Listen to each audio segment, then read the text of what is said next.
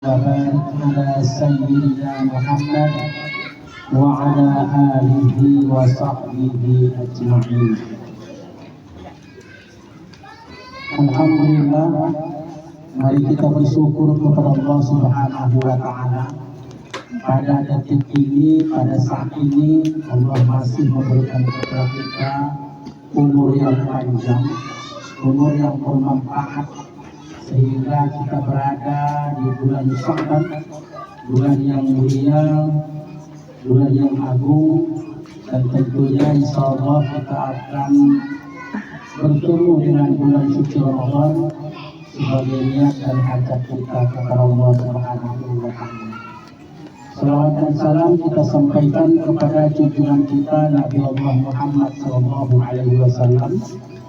Mudah-mudahan dengan syafaatnya yang kita harapkan kelak di hari akhir, dan juga mari kita senantiasa tidak putus untuk berselawat berdoa kepada Rasulullah Sallallahu Alaihi Wasallam.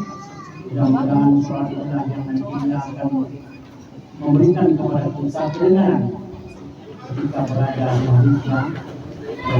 Dan insya Allah nantinya kita menjadi hamba-hamba yang tetap kokoh dan istiqomah menjalankan syariat dan sunnah yang diajarkan Rasul kepada kita semua. Baik, ibu-ibu yang dimuliakan Allah, ibu-ibu cantik, bunda-bunda yang mogah, hari ini banyak warna-warni, ya, warna-warni, ya, kayak namanya mogah namanya. Memircak-mircak foto wajah. Memircak-mircak wajah itu. Mungkin kena pembawaan Sya'ban itu biasa itu. Mogah hati. Macam-macam warna. Baik ibu-ibu kami, ini ada kami sampaikan kepada kita tentang amal-amal terbaik di bangsa. Di sini belum saya masukkan, mungkin saya lupa. Kita tadi lupa. Yang pertama, yang sangat penting bagi kita adalah di dalam Sya'ban ini perbanyak untuk berselawat kepada Rasulullah. Ya, berselawat kepada Rasulullah. Kenapa begitu? Karena bulan Sya'ban ini syahri, bulan Nabi Sallallahu Alaihi Wasallam, Sahrullah, bulannya Rajab itu bulannya Allah. Wa syahru Sya'ban syahri, bulan Sya'ban itu bulanku. Wa syahri Ramadan syahri ummati, dan bulannya Ramadan bulan umatku.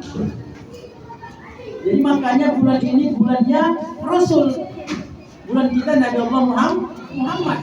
Makanya yang paling utama itu di bulan Sya'ban ini, walaupun kita memang selalu berselawat di bulan-bulan lain, maka yang paling utama di bulan Sya'ban ini perbanyak selawat kepada Rasulullah.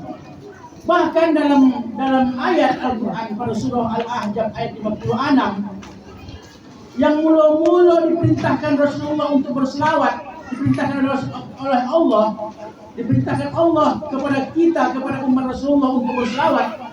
Kapan? Ketika di bulan Sya'ban.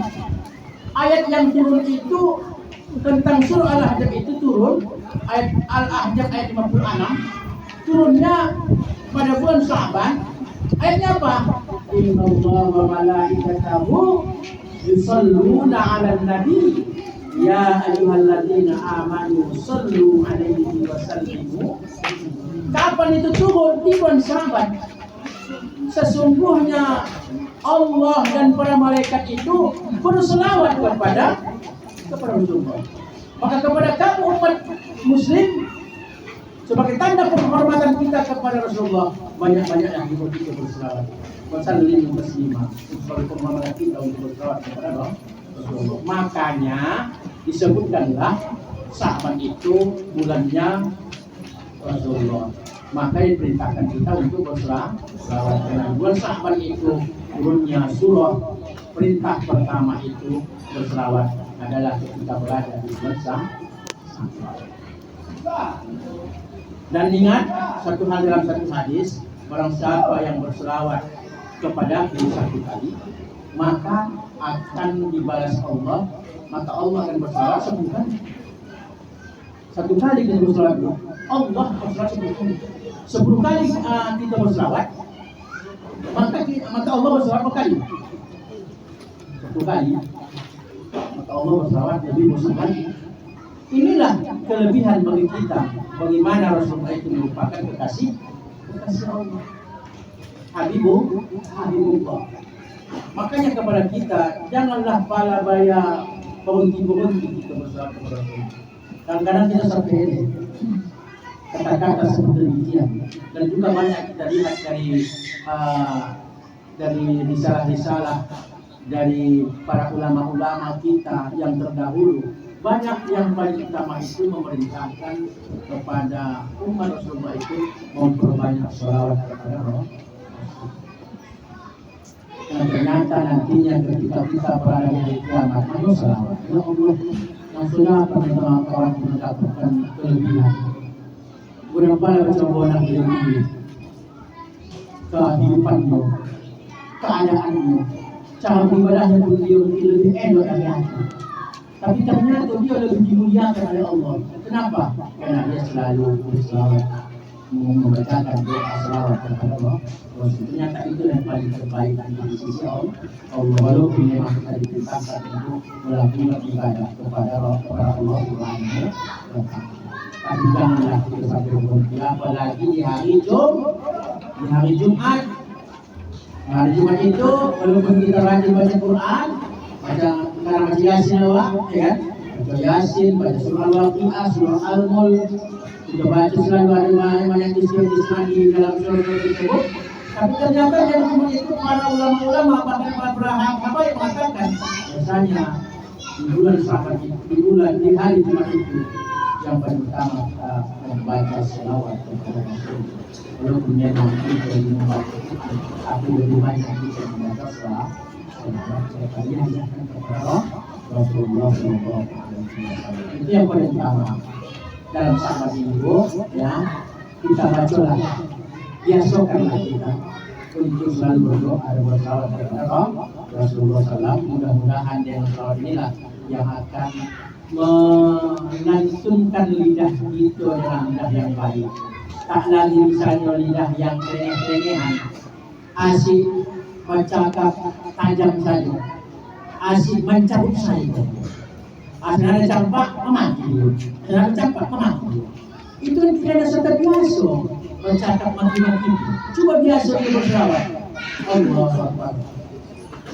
Bisa tasbih dia. Subhanallah, tasbih dia saja. Baca kalimat-kalimat talbiyah, baca kalimat zikir dia. Atau membaca selawat dia. Mungkin ini akan yang kedua, aku akan bahasa yang mengandung makna. Bukan misalnya ada kata-kata yang keluar, kata-kata yang memaki yang keluar.